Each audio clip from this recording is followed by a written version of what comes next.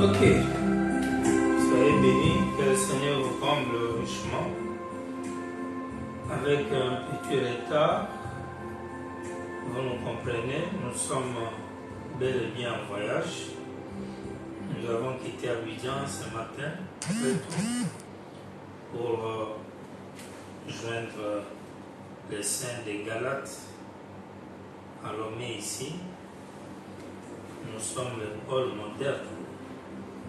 Nous visitons nos églises pour les réconforter, les édifier, les enseigner, et ainsi de suite.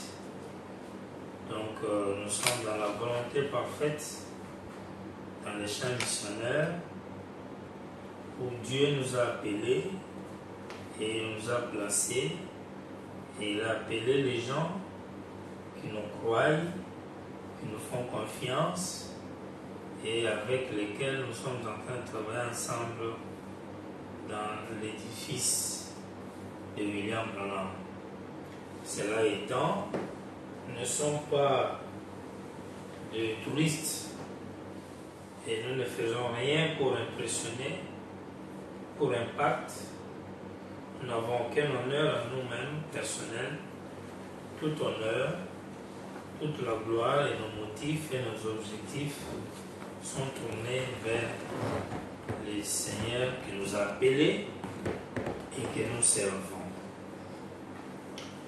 Donc, là on est à Lomé, l'un de nos QG de la parole faite chair en Afrique de l'Ouest, après Abidjan, là où nous avons beaucoup travaillé, beaucoup de ces années passées, et nous avons beaucoup baptisé les gens et des croyants qui sont éparpillés un peu partout ici en Afrique de l'Ouest.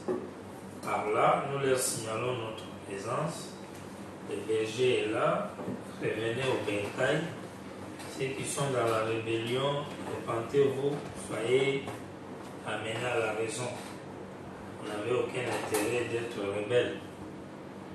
Et tous ensemble, nous aurons une série d'enseignements qui vont commencer dimanche pour aller jusqu'à vers le milieu du mois de décembre. Puis nous aurons une grande réunion à Cotonou, toujours dans le cadre de la communion fraternelle. Très bien, alors on citait le prophète, l'absolu suprême, Branham ou rien, sur la montagne. Nous en avons eu ces émissions, je crois que celle-ci c'est le 7e. Nous en avons eu la semaine passée à Daloa, nous étions partis à Yamoussoukro, vous avez vu, les images sont là. Et je répète encore à mes frères africains, croyants, cessez d'être paresseux et quelque part un peu trop indolent. Je ne peux pas comprendre que vous êtes incapable de vous asseoir, décortiquer un enseignement pendant 1h20, 1h30, noter, prendre des pistes et aller vous instruire vous-même. C'est incroyable. Les gens nous posent des questions, nous répondons, nous les voyons encore nous revenir dans les mêmes questions pour leur donner des petites réponses dans les WhatsApp et tout ça. C'est pas bon. C'est pourquoi on disait par le blanc, si tu veux cacher à un noir quelque chose, il faut mettre dans les livres. Vous ne lisez pas. Vous vous contentez des petites fausses infos, vite fait sur le net, et des petites plaisanteries, au lieu de prendre le temps d'étudier. Nous, avant de venir vers vous dans ce direct, on étudie, on lit, jusqu'à les yeux deviennent rouges. Et on réfléchit, on médite, on prie. Et vous voulez avoir tout dans la facilité. Et peut-être après avoir eu ça, demain vous deviendrez des docteurs. Moi je crois que pour bien vous former, si vous aspirez au ministère, si vous voulez avoir une connaissance équilibrée, il faut beaucoup étudier, il faut travailler. Apprenons à travailler. Et cela est une bonne chose. Nous remercions Dieu pour le voyage bien fait, d'Abidjan jusqu'à ici à Lomé. Nous avons eu un retard à l'aéroport pour des petits problèmes techniques d'ordre administratif, puis les changements qui s'opèrent à tout moment.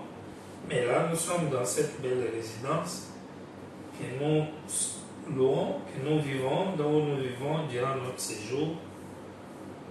Et bientôt, vous nous verrez au temple pour le travail. Tous les Branham Alomé, vous êtes alertés, nous sommes là. Revenez en ordre et en ligne des batailles. Tous les saints à Abidjan, toute la famille, je vous salue. Que le Seigneur vous bénisse. Tous nos AD, toute équipe missionnaire Branham qui nous a permis de voyager. En tout cas, que les grandes villes vous multiplient au sentier. Ensemble avec vous, nous travaillons ensemble. Vous voyez, par les dîmes, les offrandes, les dons missionnaires, les amens, les conforts, toutes ces choses-là nous permettent de travailler. Que le Seigneur soit loué et vous bénisse. Pour ce soir, nous avons un sujet, des questions, voire même trois. Comment on peut se choisir une femme ou un mari? D'une manière simple, pratique. Beaucoup ont lu le choix d'une épouse.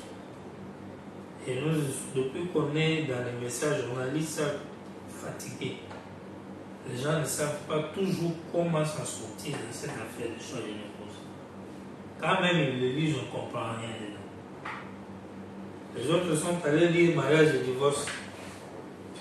Rien. Vous allez comprendre quoi dans mariage et divorce. Donc, nous sommes. Comment on peut choisir une femme, garçon, homme, fille? Ça, c'est la première question. La deuxième, le mariage mixte ou interracial. Ça veut dire quoi? Quand nous connaissons que l'homme a été créé une seule race, et de lui est venu tout le reste. Et à la fin, que veut dire au juste marier quelqu'un qui croit exactement comme toi? Ça veut dire quoi? Le prophète voulait dire quoi? On lui pose ces trois questions et puis il va nous répondre. Je commence par vous rappeler la définition du mariage. C'est une union d'âme, d'esprit et de corps. Dieu, quand il a créé la théophanie, il l'a créé mâle et femelle. Mâle et femelle, théophanie, esprit, c'était en deux parties. Un bloc, une unité, créé par Dieu en deux formes, masculine et féminine. Puis il a pris les deux, il les a placés dans un corps appelé Adam, corps de chair, pour cultiver le sol. Puis après, il a donné un sommeil profond à Adam, il a fait sortir le corps, il a formé un temple pour prendre l'esprit féminin de la théophanie qui était un avec Adam et mettre dans cet autre corps-là. Donc à partir de là, vous comprenez que l'homme et la femme, en tant que mari et femme, ils constituent absolument une seule personne, une unité. Une unité qui doit absolument être rien d'autre qu'un, mais divisé en deux. Mais divisé en deux, constitué de deux parties qui font un, mâle et féminin. Voilà un peu ce qu'on retient d'abord par rapport à la définition. Corps, esprit et âme. De deux, le problème du mariage devient compliqué, c'est par rapport au choix. Quand il faut découvrir. Tu vois, quand vous prenez l'homme, vous le mettez dans un corps, femme, vous la mettez dans un corps, comment alors vous allez vous retrouver avec comment découvrir que non, lui là m'appartient, lui là m'appartient. C'est ça le problème. Comment vous allez découvrir? C'est là où il y a le mystère. C'est là où il y a le mystère.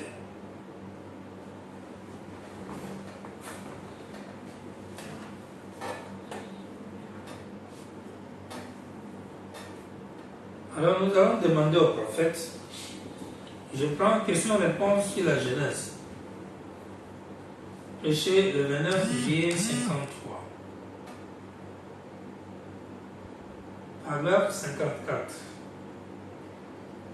Il savait donc qu'il y aurait des femmes. Alors il fit seulement leur esprit juste là.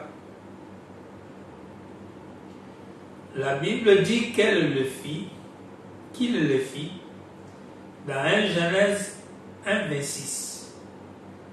Il le créa, lui l'homme, en préfiguration, mâle et femelle. Amen. Voyez-vous, en préfiguration. Il fit la femme et l'homme avant même qu'ils ne soient formés de la poussière de la terre.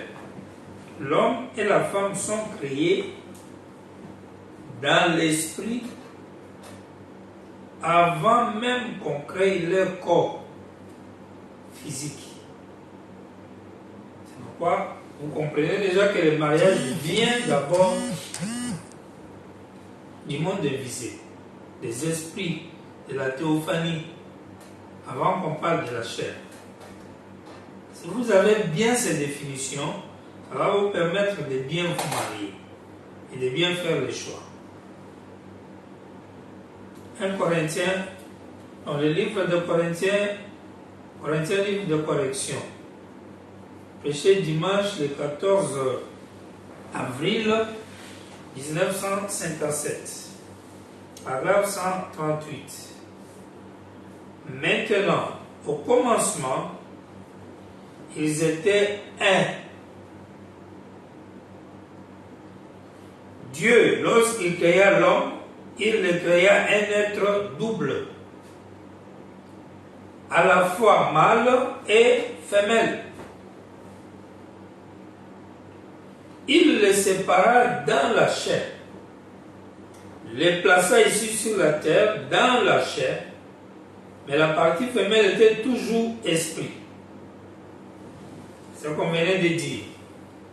Dès que Dieu crée l'être humain, il le crée deux, mâle et femelle, en esprit.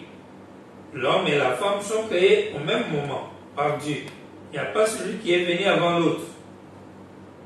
Une partie amour, faible, gentil, tendre, douce, appelée féminin. Une partie rigide, forte, appelée homme.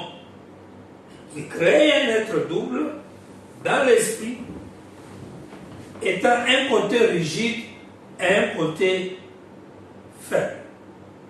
Un côté d'autorité, un côté de tendresse et d'amour.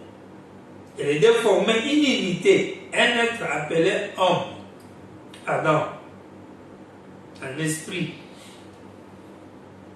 Question-réponse sur les Hébreux, troisième partie. Dimanche, le 6 octobre 1957. 827. Écoutez, en effet, au moment où il a été formé, il a été créé deux personnes à la fois.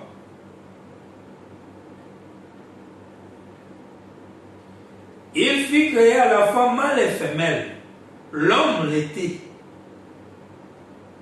La Bible dit qu'il l'était. Dieu créa l'homme à la fois mâle et femelle. Il est créé ainsi. Remarquez bien, quand il fut séparé de la théophanie et qu'il fut placé dans la chair, il n'était pas là au complet.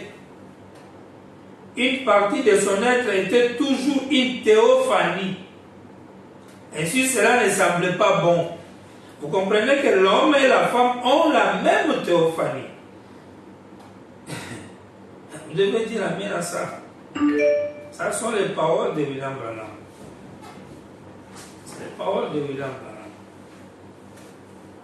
Ainsi dit le Seigneur. Ce sont des paroles parfaites. L'homme et la femme sont créés, même théophanie. Âme, l'âme. C'est-à-dire, quand les gens du monde nous parlent d'âme sœur, c'est Frère Branham, il est dit. Ce que Frère Branham condamne, c'est ces divorces que les Américains faisaient pour aller chercher leur âme sœur. Quelqu'un est marié, il dit, c'est pas ma femme, je vais aller chercher mon âme sœur. C'est ça qu'il trouvait absurde. Mais la théophanie créée par Dieu est mâle et femelle. C'est ça l'homme et la femme. Voilà l'histoire, le début du mariage. Puis il prend les deux, il les met dans un corps, ça s'appelle Adam.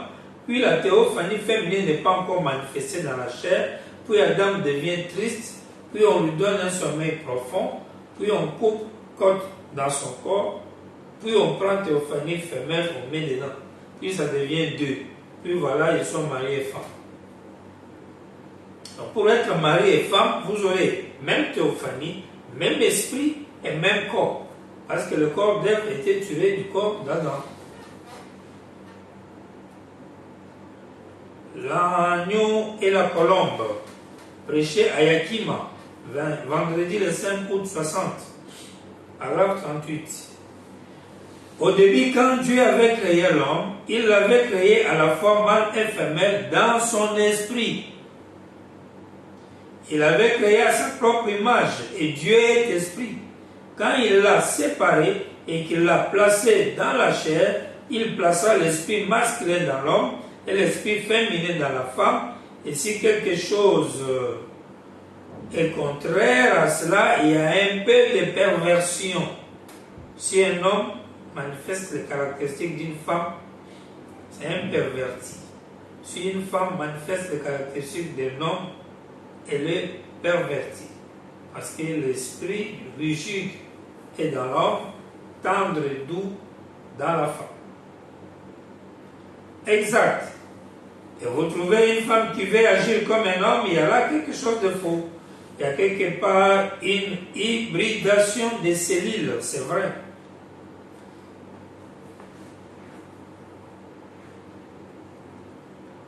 Si vous trouvez un homme si efféminé qui ne veut pas pécher contre le péché ou quelque chose d'autre du genre de peur de blesser les sentiments de quelqu'un, il y a de même une hybridation quelque part. Un prédicateur qui a peur de dire que ça c'est mal, ça c'est bon, ses raisons à lui c'est que tous on est pécheurs et tous on est ceci, cela, c'est un faux, un perverti, une hybride.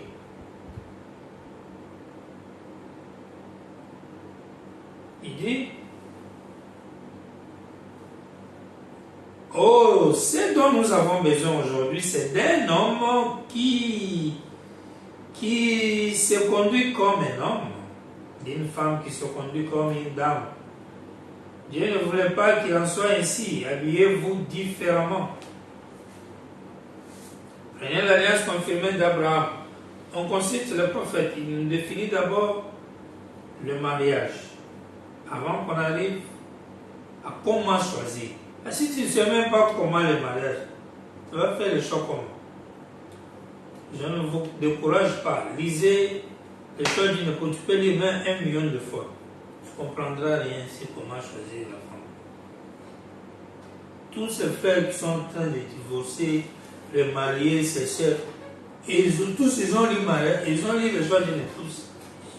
Les autres ont lu le mariage et le divorce. Qu'est-ce que leur a donné? Ils ont fait des fréquentations de 4 ans, 8 ans, 5 ans. Tout ça, c'est rien.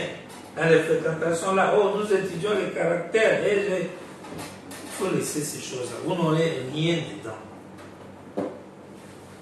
Comprenez d'abord ce qu'est le mariage. Vous verrez que ça va vous permettre d'élargir les champs d'action. Et à ce moment-là, vous pouvez prendre 1 ou 2 mois dans le choix d'une épouse et puis ça marche. L'alliance confirmée d'Abraham, prêchée à Long Beach, le 10 février 1961, 118, qu'était Ève. Elle et Adam étaient une seule chose. Ève et Adam, c'est comme ça. One. Une seule chose.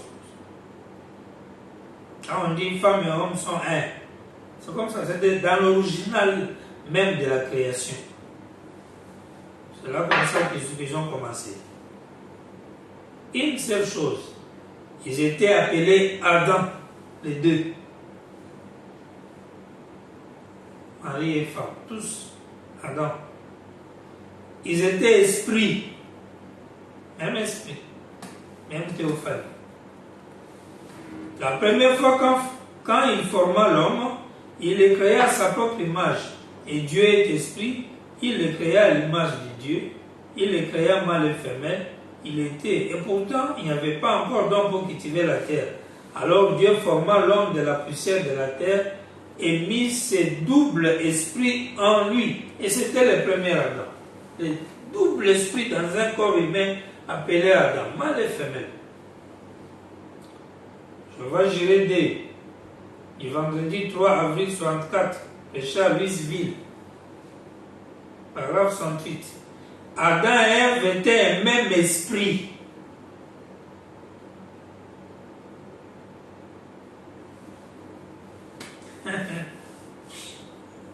Un frère célibataire, Adam et Ève étaient le même esprit.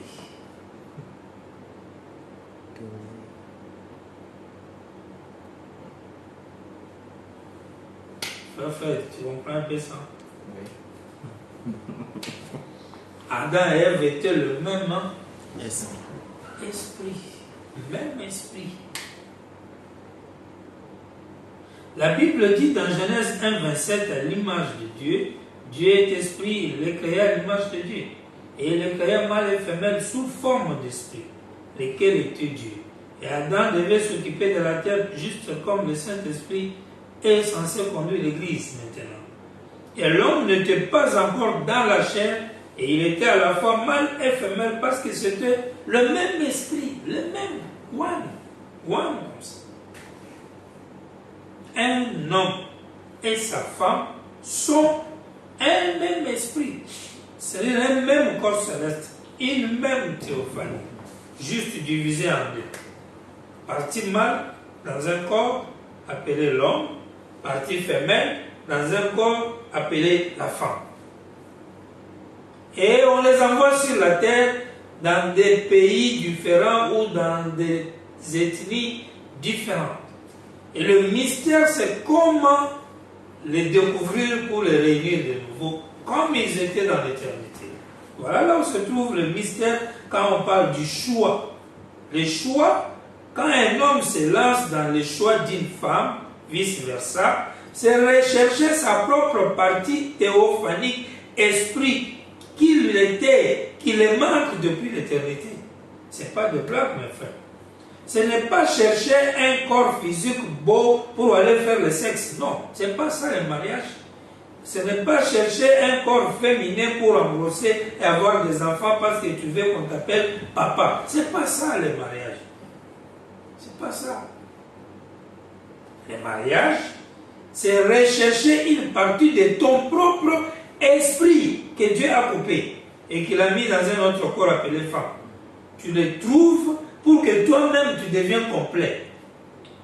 Et si tu ne l'as pas trouvé, tu ne seras pas là-bas tranquille parce que tu dois être complet. Tu dois être complet. Si vous comprenez ces choses, vous prendrez au sérieux le mariage. Sinon, vous continuerez à être trompé par de faux pasteurs, de faux enseignants qui vous minimisent la chose. Vous mariez comme des cochons, vous êtes ici, vous êtes là-bas tout le temps. Vous ne savez même pas qu'est-ce que vous cherchez dans le mariage. Le troisième exode, prêché le 30 juin 63 matin dimanche, paragraphe 44. La vie manifestée du Messie n'est pas une église, une épouse. Si une femme épouse un homme et qu'elle est en désaccord avec lui, ça sera une sorte de dispute continuelle. Mais lorsqu'un homme et sa femme sont amis, son épouse, lorsqu'ils sont en parfaite harmonie, comme une seule âme et une seule pensée, ils vont en effet devenir une seule chair. Vous devez être une seule âme, une seule pensée pour devenir une seule chair. L'homme et la femme sont les trois. Âme, esprit et une seule chair. Quand ils se retrouvent comme ça, ils n'ont pas trop de disputes. Parce que trop de disputes, c'est dû au fait qu'il y a des visions, des goûts, des civilisations qui s'opposent. C'est ce qui crée trop de disputes. Mais si l'un et l'autre proviennent d'une même source, ils auront carrément des caractères communs ou des caractéristiques communes. Parce qu'ils ont le même esprit. Forcément, ils auront la même nature. Et forcément, ils auront moins de disputes. Ils auront moins de disputes. Et des gens pareils, comment, par quelle magie ils vont se séparer? Dites-nous la vérité. Comment ces gens auront un divorce?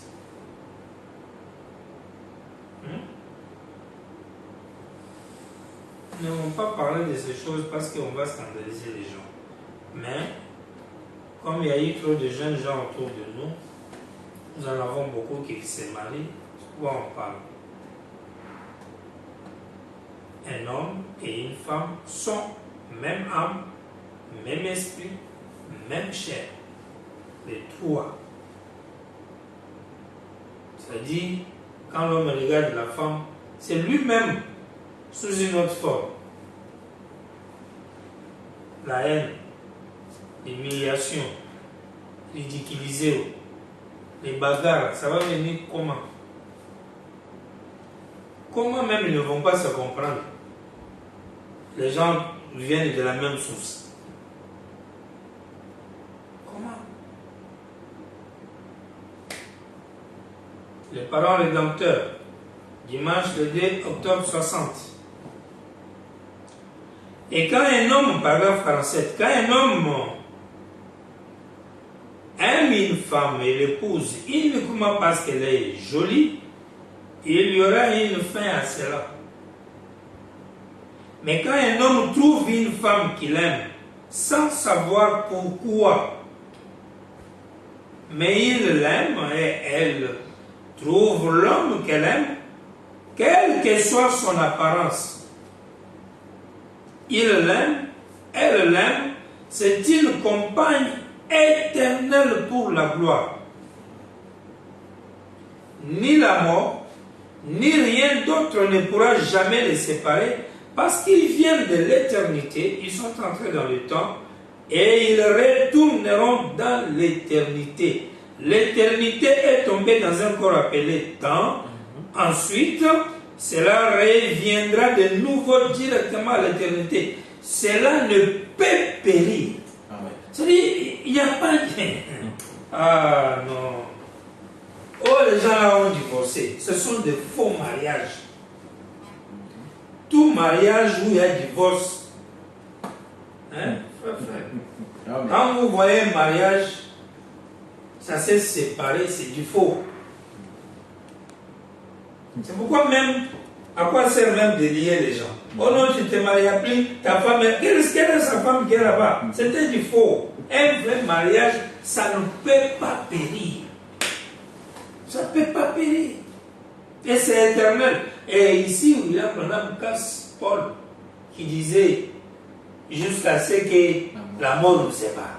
Parce que lui dit, même la mort ne vous sépare pas. En d'autres termes, ma chère sœur, quand ton mari meurt, il faut rester veuve, attendre ton mari de l'autre côté parce qu'il est là. Amen. Si tu te maries à un autre homme, tu es en train de faire du mal. Tu vas dire, non, la Bible dit, veuve peut se marier. Non. La révélation du mariage aujourd'hui fait que l'amour ne fait pas obstacle au mariage. Et d'ailleurs, même Paul, il dit, les veuves qui ne sont pas de bonnes veuves, elles vont se remarier au lieu de rester comme ça. Et il ajoute, quand elles se remarient, elles brisent leur vœu du mariage. Même Paul ne croit pas que la mort casse le mariage. Le mariage, c'est éternel. Vous étiez dans l'éternité, hommes et femmes, inimité de la théophanie. Vous étiez dans le temps et vous retournez là-bas. Comment vous allez vous séparer par la mort?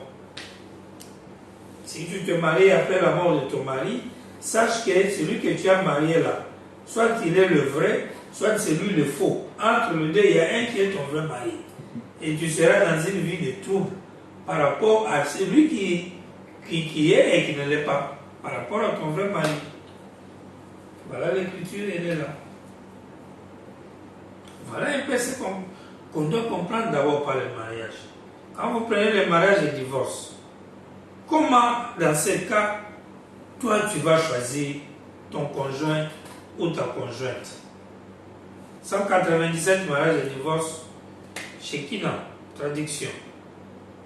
C'est quelque chose de vraiment sérieux. Je ne savais pas comment m'y prendre pour la porter. Que vais-je faire alors qu'il y a des hommes et des femmes assis dans mon assemblée, certains qui ont été mariés 2 ou 3 fois, des braves hommes, des braves femmes, dans la confusion totale? Quelle en est la cause? Un faux enseignement. Exactement. Le fait de ne pas s'attendre au Seigneur. C'est que Dieu a uni, qu'aucun homme ne le sait pas. Pas ce que l'homme a uni, hein. C'est que Dieu a uni. Comment Dieu est uni? Qu'est-ce que Dieu a uni qu'un homme ne peut séparer? Quand vous avez une révélation directe de Dieu, pas du pasteur,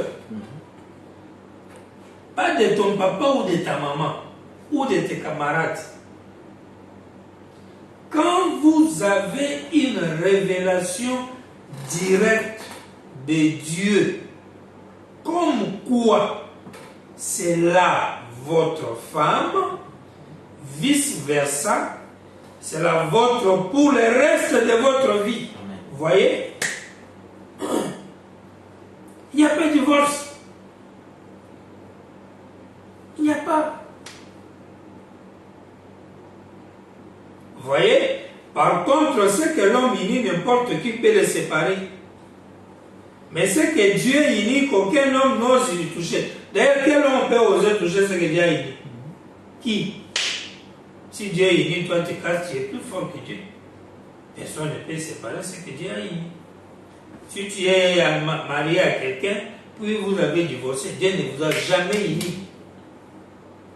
Vous vous êtes unis vous-même. La preuve, vous êtes séparés. Dieu n'unit pas les gens qui vont se séparer. Non, jamais. Comment il va vous unir, vous allez vous séparer? Parce que son union, c'est obtenir la révélation directe que c'est la vôtre, c'est le vôtre. Comment deux théophanies qui forment une unité dans l'éternité, ils se découvrent sur la terre, ils vont se retrouver, puis ils vont se séparer comment? Par quelle magie? Quelle force va les séparer? Mes chers frères, impossible. Quelle force? Quelle raison? Et comment ils vont se torturer?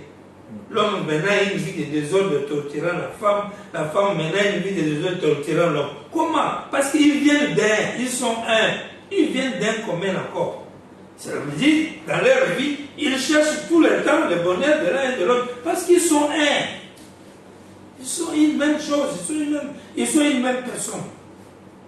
Donc, quand vous voyez tous ces mariages, où l'homme c'est un bandit, il monte, il descend avec des femmes, je ne sais pas comment.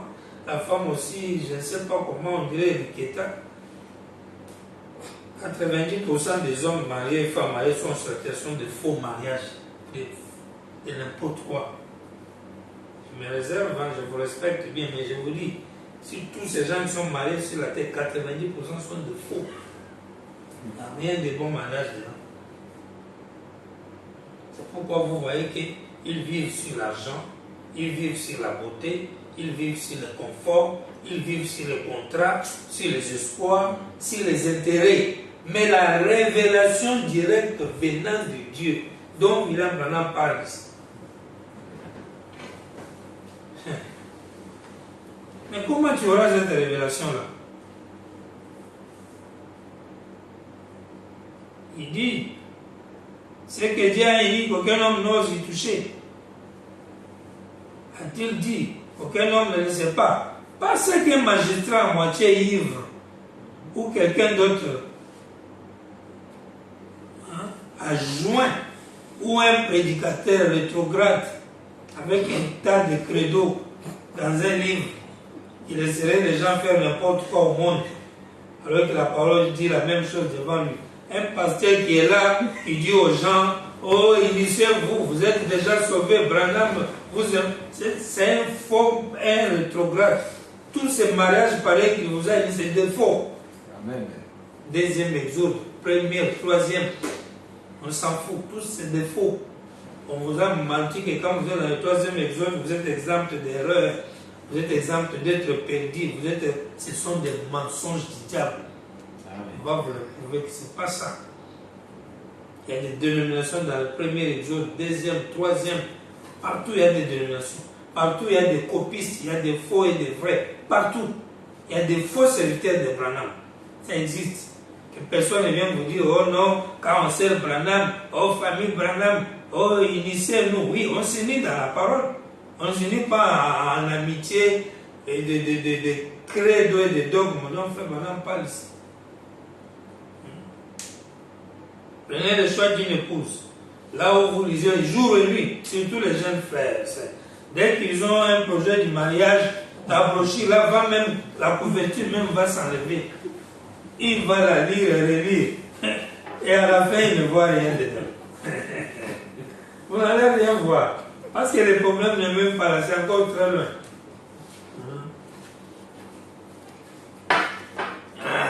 Je crois que vous allez suivre. Écoutez,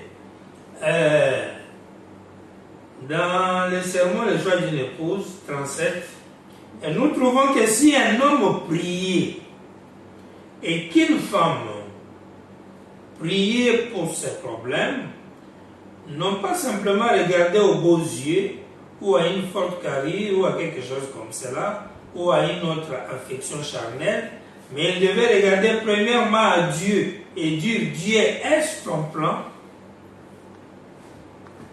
Je pense qu'aujourd'hui, il y a beaucoup de tricheries juste comme à l'école. Et si nous examinons ce que nous faisons quand nous allons nous marier, quand nous choisissons notre épouse ou notre mari, si nous pouvions examiner cela minutieusement, un homme devrait prier sincèrement, car il pourrait ruiner toute sa vie. Rappelez-vous que les vœux, jusqu'à ce que la mort nous sépare, c'est jusque même à la fin, au-delà de la mort même. On le dit ici. Et il pourrait ruiner sa vie en faisant un mauvais choix.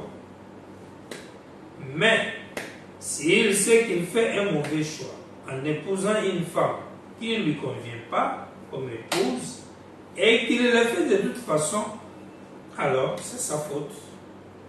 C'est pas la faute de Dieu.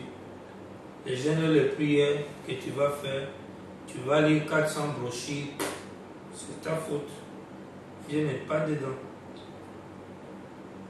Si la femme accepte un mari sachant qu'il ne lui convient pas comme mari après que vous avez su ce qui était vrai, ce qui était faux, alors c'est votre propre faute.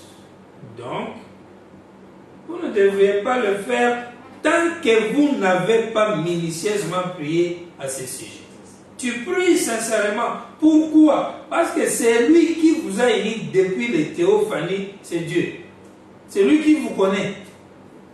C'est tout à fait normal que tu lui dises, oh, mon cher, maintenant je cherche ma partie là, que tu avais cassé en dire. Tu m'as coupé en deux, ma partie là, elle est où? Je l'avais. Puis tu attends qu'il te réponde. Mais nous allons dans des trucs du mariage avec plein de trucs dans la tête. Surtout aujourd'hui avec la crise financière, le mariage, c'est trouver un homme pour pouvoir vivre. Il va acheter pour moi les habits, alors on mangera, alors on aura la maison, je quitterai chez mes parents ou chez ma grande sœur, au moins on va me respecter. Si c'est ça là que tu cherches, ce que tu auras là, c'est un cas sur 1000 pour trouver ton vrai mari. Un cas sur 1000.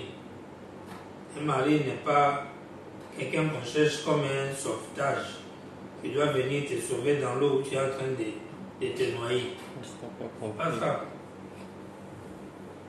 Vous voyez, c'est pas ça. Moi j'ai mon jar.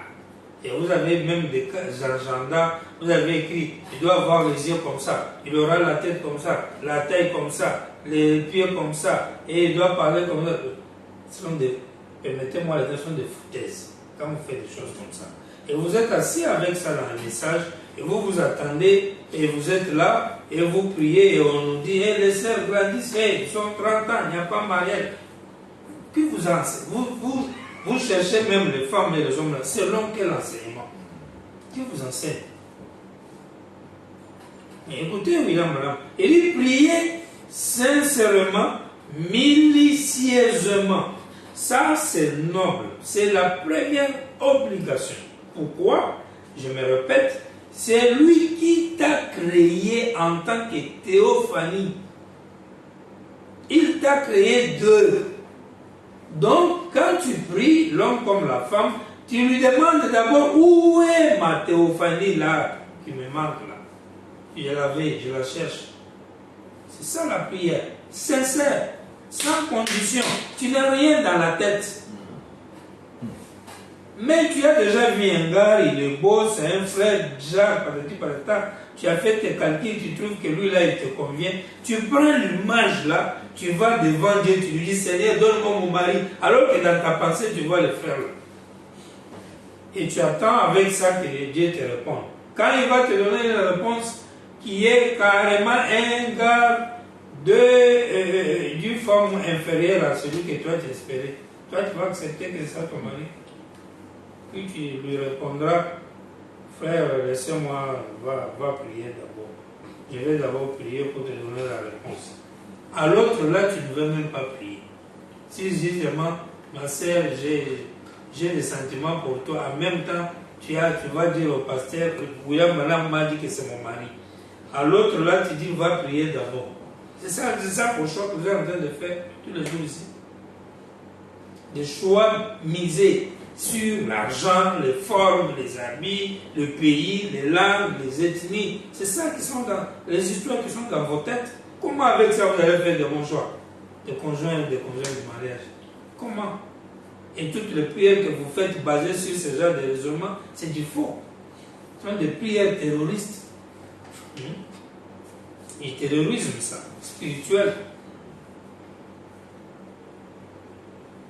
Mais il dit prier minutieusement, sincèrement, sans parti pris. Une prière simple. Seigneur, je voulais ma partie là. C'est toi qui l'as pris. Point barre. De deux, je vais vous donner 3 principes pour faire un bon choix de mariage. De deux, vous prenez 48. Maintenant, vous ne pouvez pas tout avoir. Ça, on était d'abord sur le plan spirituel. Vous devez prier pour que celui qui a la théophanie, qui connaît théophanie, puisse t'indiquer. Des deux, vous descendez maintenant. Vous devez maintenant descendre sur le physique. Parce qu'après tout, tu ne vas pas te marier à une théophanie. Toi, tu ne vois pas théophanie. Tu dois te marier à quelqu'un et il doit avoir une forme. Et il faut qu'il y ait en toi là une profondeur d'une forme que tu cherches afin de croiser les deux. Parce que vous venez d'un même monde. Ce qui veut dire beaucoup des éléments qui sont sur le corps de ta femme là, ce sont des choses que tu avais avec lui là-bas et tu aimais déjà ça là-bas. Donc quand tu es dans ta chair, c'est ça que tu recherches aussi. Voilà pourquoi dans le choix d'une femme, il n'est pas interdit à un homme d'envisager certains goûts, certaines choses qu'il a besoin de trouver sur la femme. Voilà pourquoi maintenant, paragraphe 48. Maintenant, vous ne pouvez pas tout avoir. Les choses que vous cherchez physiquement sur la sœur, là, je veux une femme en forme. Les autres, oh, je vais à Pouchou. Les autres, oh non, je vais Miss. Les autres, clair. Les autres, poitrine. Les autres, je ne sais pas, derrière. Les autres, taille. Tout ce que vous cherchez là, Frère Branham te dit, tu ne pourras jamais tout avoir. Il se pourrait qu'une fille soit très jolie et qu'une autre soit peut-être que son apparence soit meilleure que celle de l'autre. Et vous devriez sacrifier l'une au profit de l'autre. Cependant, si elle n'a pas les qualités d'une femme, d'une dame, d'une femme, et qu'elle soit, peu importe si elle est jolie ou pas, vous feriez mieux de considérer son caractère, qu'elle soit jolie ou pas. L'esprit théophanique que tu dois retrouver, ta théophanie que tu retrouves, une partie de ta théophanie, appelée autrement par le mondain Amser. 2. Les caractères, le corps et le caractère. Le corps et le caractère. Voilà les 3 choses sur lesquelles tu dois te repérer pour faire ton choix. De l'homme tout comme de la femme. Tu recherches dans un homme ou dans une femme ta nature. Voilà pourquoi. Comment tu sauras que cette personne est une partie de ma théophanie? Là maintenant c'est à partir des goûts. Ta théophanie aime quoi? Tu te connais d'abord toi-même. Voilà pourquoi quand nous enseignons les zodiaques, ça te permet de te connaître. Si tu te connais toi-même bien, quand tu seras devant quelqu'un qui vient de la même source que toi, tu le sauras sans tambour. Tu n'as pas besoin de réunions de prière pour savoir ça. Tu n'as même pas besoin de jeûne. Pourquoi? Tu as déjà la nature, tu connais ce que tu es, tu connais ce que tu aimes. Quand William Branham est sorti et qu'il a vu que la fille l'a fumé, mais ce n'était pas loin pour elle de savoir que non, c'est pas moi. Moi, je n'aime pas fumer. Moi, je n'aime pas fumer. C'est-à-dire, quand tu te croises un homme, tu croises une femme, tu lui poses des questions, tu découvres ce qu'elle aime et ce qu'elle n'aime pas. À partir de ces goûts-là. Parce qu'on parle de caractère, c'est ça. Un caractère, c'est un comportement répété qui devient une habitude. Et cela exprime les intentions du cœur. Parce qu'il y a d'abord la pensée, conception, vous y ajoutez l'émotion, ça devient conviction. Et les convictions sont exprimées comme la parole, et les paroles sont exécutées dans les actes. Quand cela est fait, au fil du temps, ça donne le caractère. C'est-à-dire, tu sauras maintenant que cette personne fonctionne comme ça. Voilà comment elle réfléchit ça, comment elle réfléchit là-bas. Et quand tu vois toutes ces manières de la personne, comment elle réfléchit, tu sauras si réellement ça là, c'est une partie de toi ou non. Parce que quand tu demandes à Dieu, donne-moi ma partie, Dieu ne t'enverra pas des anges pour te dire, voici ta partie. Non, c'est pas ça. La révélation venant de Dieu vient comment? Quand on reçoit les révélations, même pour la parole, ça vient comment? Parfois, c'est pas la lecture. Tu lis et puis ton intelligence s'ouvre, c'est fini. Tu regardes quelqu'un, tu vois son comportement, sa manière de parler, de réagir, ton intelligence s'ouvre, c'est fini. Tu sais que ça c'est ma femme ou c'est pas ma femme. Ce n'est pas les songes et les visions. C'est juste l'intelligence. Chercher à cerner quelqu'un. Vous devez être capable de cerner quelqu'un. Si tu n'es pas capable de cerner quelqu'un, donc tu n'es pas intelligent. Tu n'as pas l'esprit, tu n'as pas de discernement. Alors ne cherchez même pas à faire le choix d'une épouse ou d'un mari. Il faut laisser. C'est une question.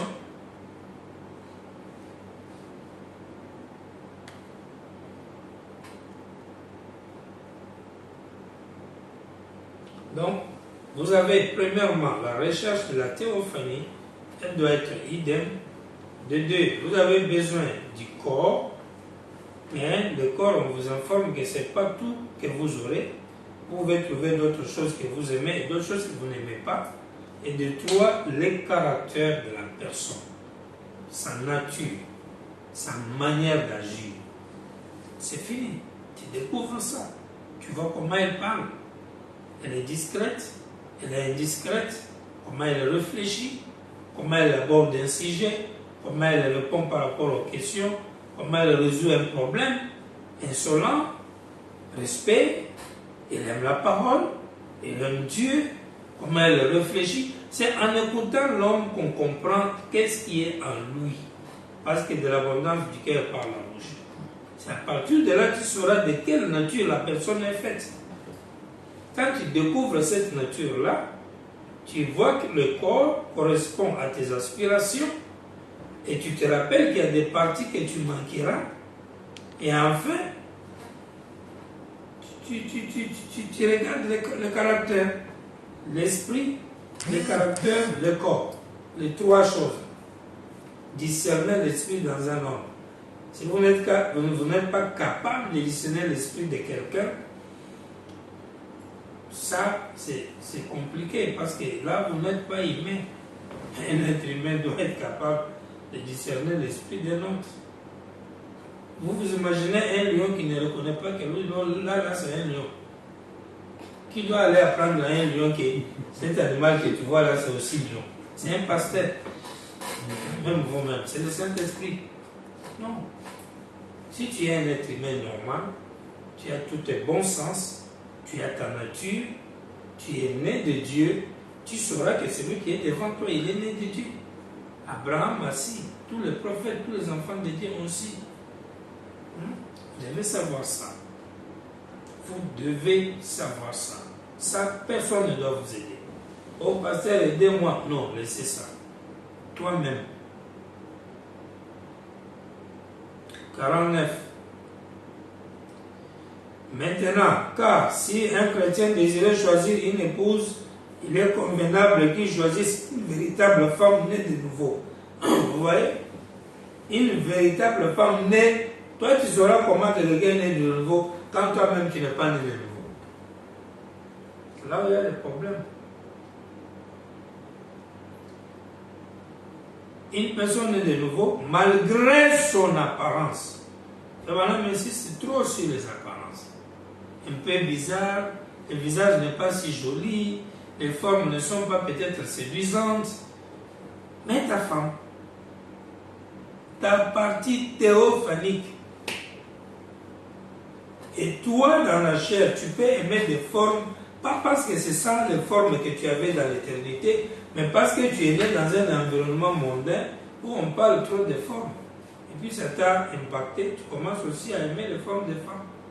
Tu as vécu une vie impure beaucoup, à prendre coucher des femmes, et tu as aimé un style de femme, et tu commences à chercher ce style-là comme référence du mariage, oh ça c'est mon goût ou mon genre. Tu vas aller à l'enfer avec ça, parce que Dieu n'est pas dans ça là. Et une autre femme aussi, il était là, elle était là, elle va aller, oh non, elle a fait tellement la prostitution fatiguée, et à la fin de compte, moi je cherche un gaillard qui doit être comme ça. Tous les frères qui ne viennent pas dans la lignée là, elle les met dehors. Tantôt elle a déjà un rang de l'argent, un teint, elle a des trucs dans sa tête. Elle se réfère dans toutes ces choses-là par rapport à une vie impure passée dans laquelle elle est passée. Parfois même elle peut se référer à un homme qui doit lui faire amour comme les païens serpents qui faisaient avec elle là-bas dans le temps. Et quand tout ça n'est pas réuni, elle n'est pas dedans. Et avec ça, on ment, on va devant Dieu, oh Dieu, je cherche mon mari. Toi, tu ne cherches pas ton mari, toi, tu cherches tes gars que tu as connus dans le temps, pourvu qu'ils soient un frère. Ne cherche pas ta théophanie. Pas ta théophanie.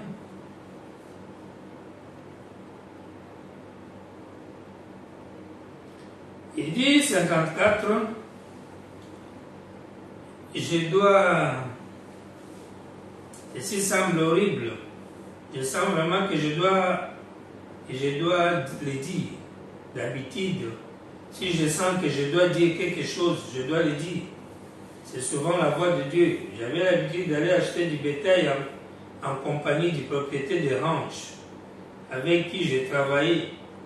Et je remarquais que le vieil ami regardait toujours la jeunesse droit en face avant de proposer un prix. Ensuite, il lui faisait tourner la tête et l'examiner.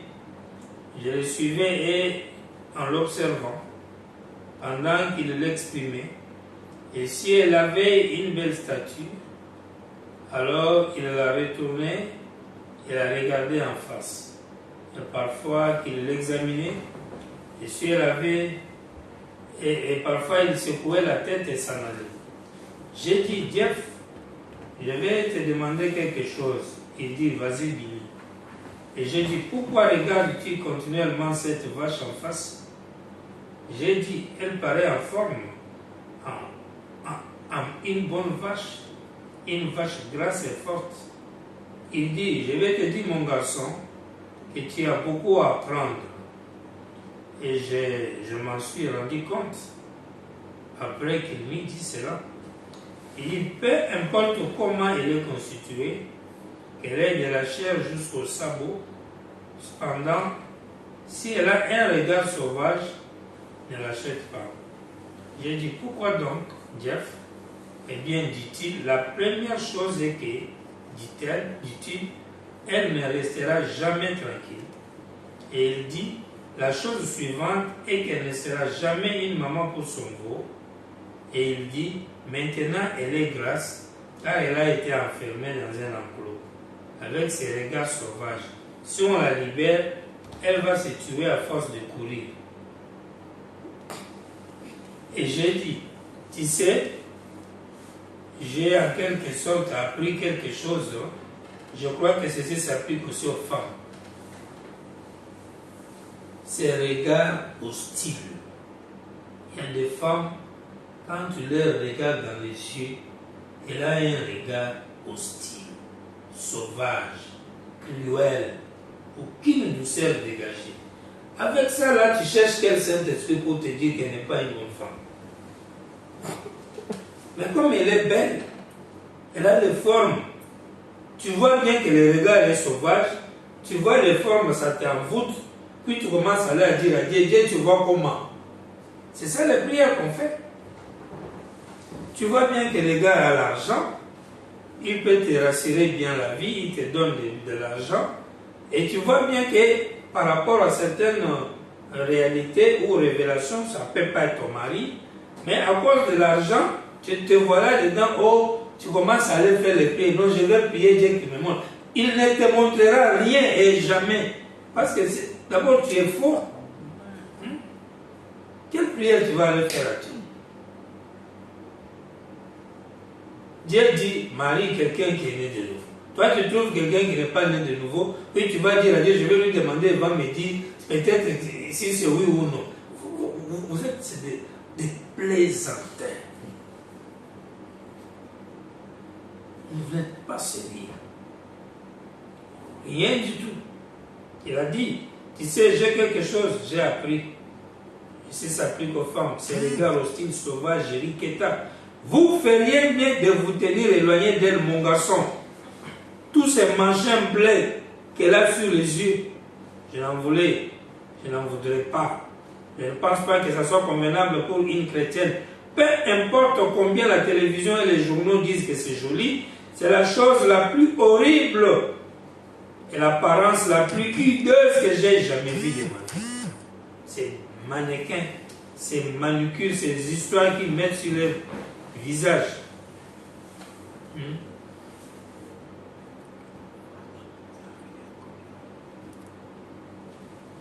Alors nous disons qu'il y a trois choses.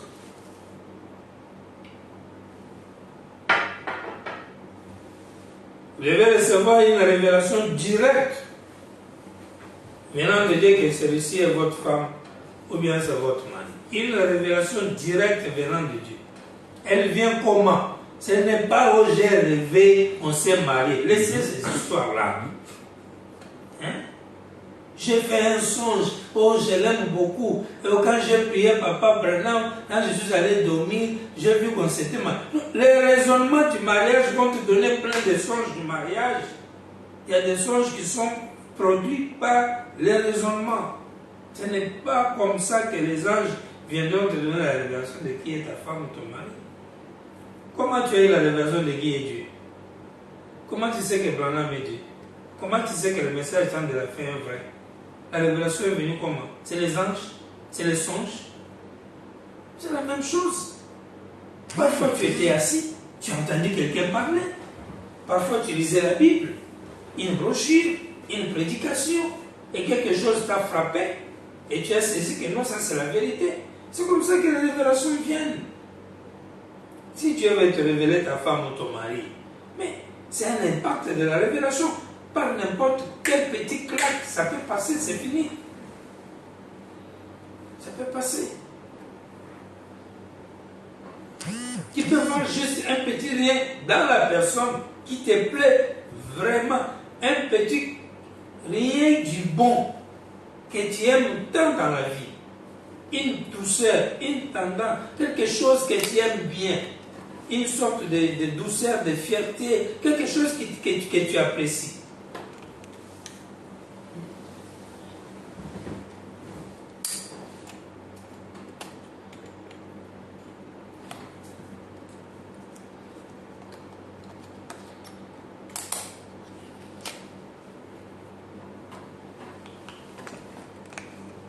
Quelque chose que tu apprécies.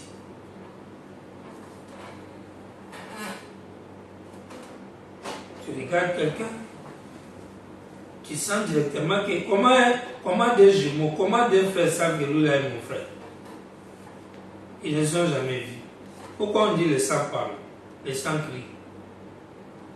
Si tu approches une personne qui a la même profondeur que toi, tu vas sentir une puissance d'attraction envers la personne sans même tes efforts personnels. Peu importe ce que la personne est, tu vas le sentir. C'est ce côté mystique-là que tu dois prier Dieu et tu le sentiras. Personne ne le fera pour toi. Tu le sentiras toi-même. Au-delà des intérêts. Quand c'est fait, si les intérêts, c'est faux. Il fait madame bien, elle doit être de nouveau. Elle doit avoir un bon caractère. Il faut que ce soit une femme, maman, future.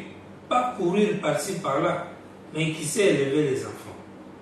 Ça, ce sont des caractéristiques d'une femme quand on veut se marier. Un bon garçon intelligent quand il veut se marier, et la femme qui aime les enfants. Quand tu causes déjà avec quelqu'un qui te dit, moi les enfants là, non. Je ne suis pas trop fort dedans. Quelqu'un qui te dit, moi, rester à la maison, ça me gêne, je dois être tout le temps au travail.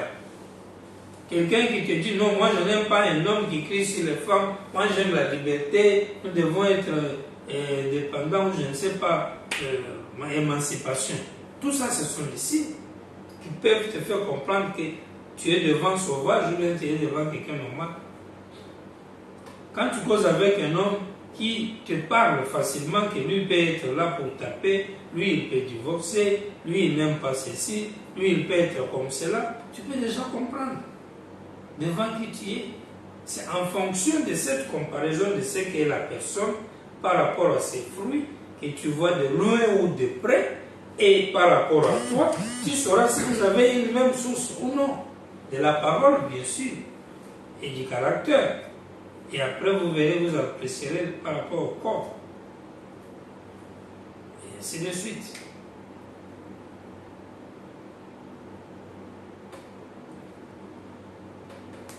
Et quand maintenant on parle de la nouvelle naissance comme base pour se marier, vous devez savoir une chose. Dans l'Ancien Testament, il n'y avait pas la nouvelle naissance. Mais les gens se sont mariés. Et bien, vous savez la condition, va prendre la femme dans le peuple. Il est juif. Vous ne prenez jamais quelqu'un qui n'est pas juif.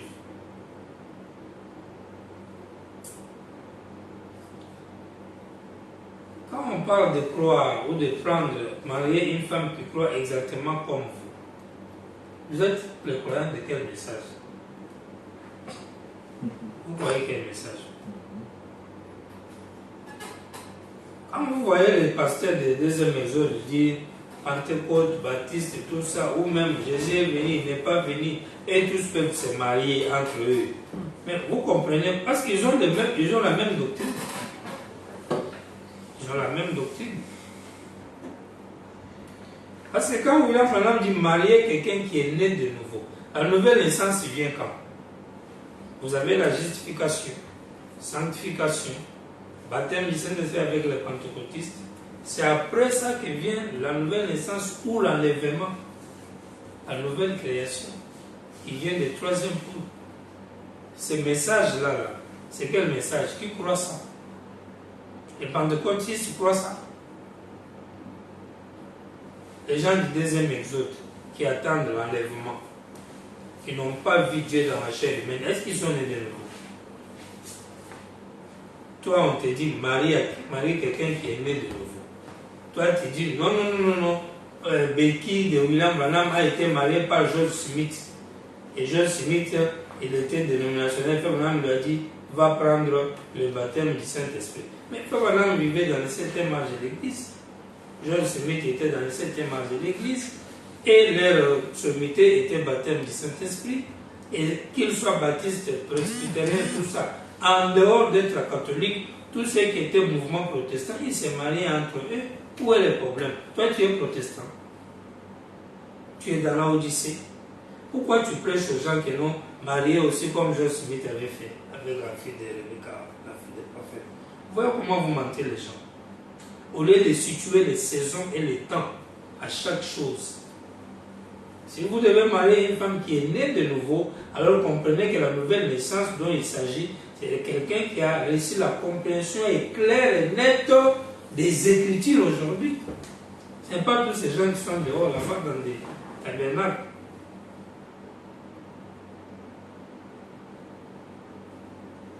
Quand vous devez marier une femme qui a écrit comme vous, deuxième thèse, c'est celui qui a la même doctrine que vous. La doctrine veut dire la divinité, l'adoration, les baptêmes.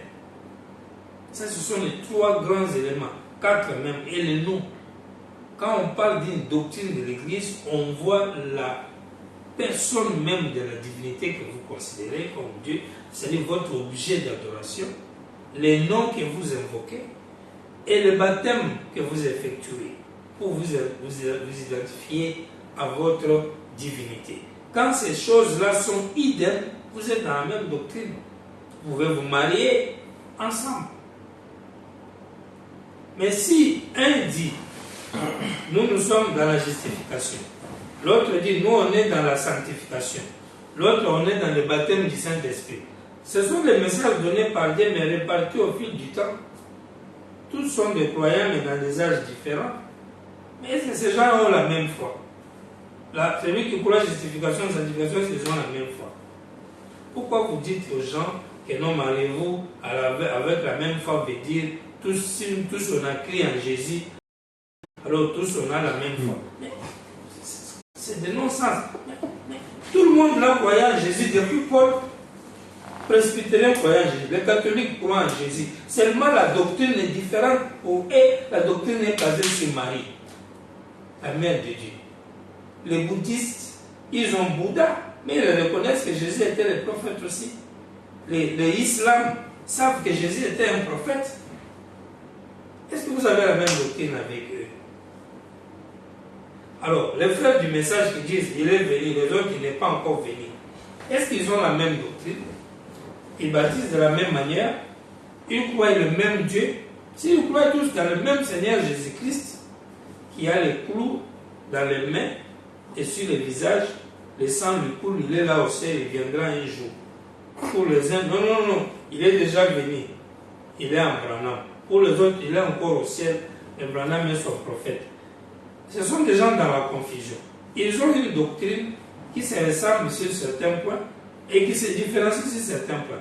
Et quand ils prient, il y a ceux qui prient Jésus de Nazareth, avec la forme là qu'il avait, Il y a d'autres qui disent non, nous prions là-haut, Jésus de la nuée. Les autres, non, nous prions Jésus sous forme d'Abraham. Vous voyez déjà que l'objet de votre divinité, l'objet d'adoration, a plusieurs formes. Comment vous aurez la même doctrine? Vous aurez des ennuis. Vous aurez des ennuis. Donc, quand on dit croyez les gens de la même foi que vous, ça ne veut pas dire croyez les gens du même tabernacle que vous, mais croyez les gens qui ont la même doctrine. Et dans la doctrine, je répète, divinité, baptême, les noms, l'adoration, votre lien d'adoration, c'est lesquels? Si vous avez les mêmes liens d'adoration, les mêmes noms de la divinité, même baptême, même objet d'adoration, vous avez la même doctrine. Là, vous pouvez vous marier ensemble. Et si c'est différent, vous faites les raccourcis. Parce que tout le monde croit en Dieu. Même ceux qui croient que Dieu est un arbre. C'est un croyant, mais il se met dans une position peut-être pas meilleure. Mais ce sont des croyants. Tout le monde croit en Dieu, mais de plusieurs manières. Mais nous, on recherche les gens qui ont la vraie vision commune à nous, pour qu'on soit ensemble sous les mêmes influences. La preuve, dans les sermons, j'ai fait combien de minutes?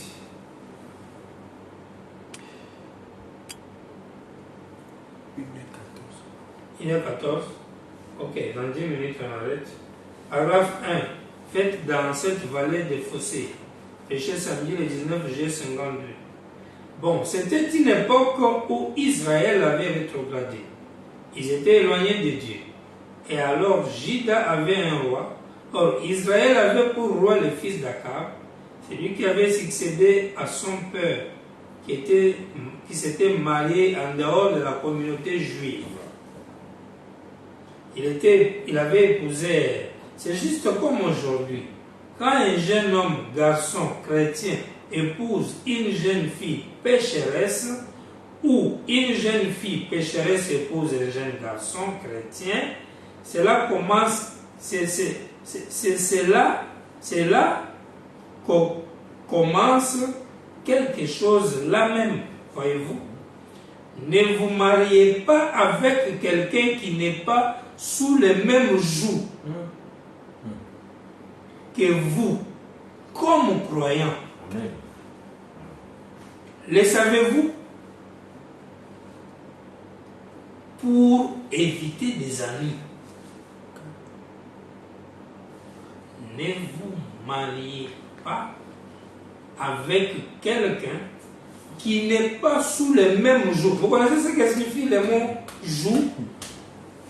Le mot joug veut dire une même dominance, contrainte, dépendance, assujettissement. C'est-à-dire, marie quelqu'un avec qui vous êtes sous le même règne, sous la même dominance, sous le même assujettissement. Vous êtes tous assujettis par la même chose. C'est-à-dire, si toi tu portes ça, elle aussi porte ça. C'est ça la personne que vous devez marier. Alors, toi, tu es, c'est pas Shekinah. Tu cries Jésus matin, midi, soir. Il est au ciel, il reviendra, il y aura la résurrection, il y aura un millénium. Maintenant, c'est un pécheur sauvé par grâce, c'est un prophète. Voilà le joug qui est sur toi. Voilà ce qui te domine. Voilà ta doctrine. Tu as un Jésus imaginaire, tantôt c'est Hoffman, tantôt tu ne le connais pas bien. Maintenant, il ne sera jamais Jésus. L'autre côté, non, Jésus est déjà venu. Il a la forme d'Abraham. Mais son nom c'est Jésus. Vous n'avez pas la même doctrine. Les lieux d'adoration sont différents. L'autre, son lieu d'adoration, c'est Jésus imaginaire qui ressemble à Hoffman. L'autre, son lieu d'adoration, c'est Jésus, mais qui s'appelle, qui est Abraham, mais qui est Jésus. L'autre même, c'est la colonne de feu qui est Jésus. L'autre, c'est la nuée qui est Jésus.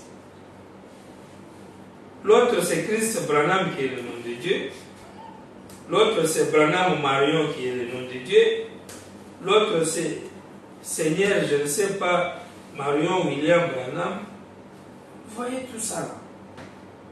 Vous avez déjà le nom de Dieu, ça a déjà un problème. Quand l'homme et la femme iront s'asseoir pour prier, ils vont prier comment? L'un finit dans quel nom, l'autre dans quel nom? Maintenant les enfants, vous allez leur apprendre quel nom?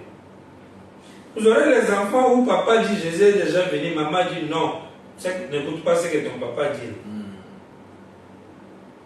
Vous aurez des troubles. Mariez-vous avec quelqu'un qui est sous le même joug que vous. Je termine avec un autre. Soyez certains de Dieu, 5 et 6. Et puis, lors de son mariage, au lieu d'épouser quelqu'un parmi son peuple, il alla épouser une pécheresse, une idolâtre, une adoratrice d'idoles. Il épousa Jézabel, elle n'était pas une croyante. Et jamais un croyant ne devait épouser un incroyant. En aucun cas. En aucun cas. On devait toujours se marier entre croyants. Vous devez avoir un message de votre jour. Reconnaissez votre message et votre jour. Et ce message-là, la personne que tu épouses, femme comme homme, doit être croyant de ce message-là. Parce que le fait que la personne est croyante du message te permet déjà de comprendre que vous avez la même source de provenance par rapport à la théophanie.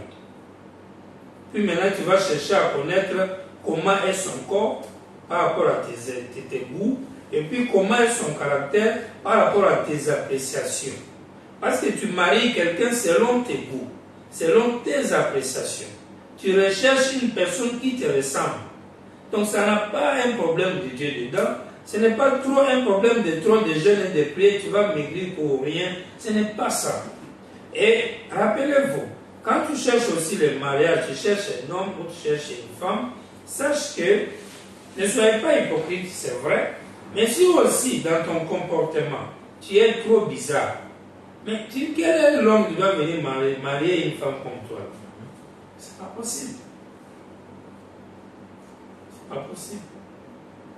Tu as de mauvaises réponses envers les gens, tu te comportes mal, tu n'es pas propre, hein, tu ne sais même pas préparer, tu ne sais pas arranger la maison, tu es sale, tu es désordonné et tu vas faire des prières matin, midi, soir, je vais me marier.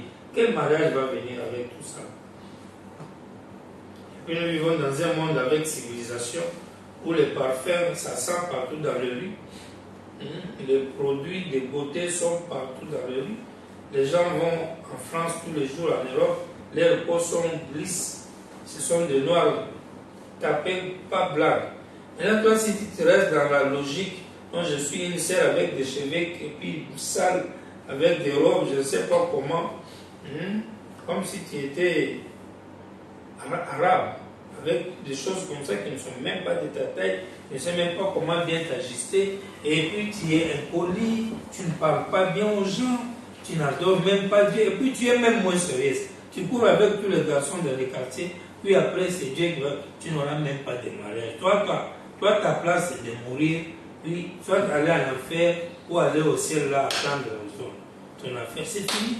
Parce qu'au jour d'aujourd'hui, même les païens, Frère Branham dit, même le païen vertébré sait respecter et honorer une vraie femme. C'est-à-dire un païen, un homme là, même s'il est païen comme moi, Frère Branham dit, il sait que ça c'est une vraie femme. Il connaît la valeur d'une vraie femme. Donc si toi tu n'as pas les valeurs d'une vraie femme, tu n'auras rien. On voit aujourd'hui les sœurs tout le temps à la télévision, elles font des dos comme ça pour prendre les photos de l'air derrière, avec des trucs serrés et faire des buzz sur le net, tout ça. C'est pas ça qui va vous donner le mariage. Et si vous faites ça, vous demandez à Dieu mariage, vous perdez votre temps pour rien. Dieu n'est pas dans des bêtises ni dans les conneries. Dieu n'est pas votre camarade, comme on dit à Abidjan. Hein,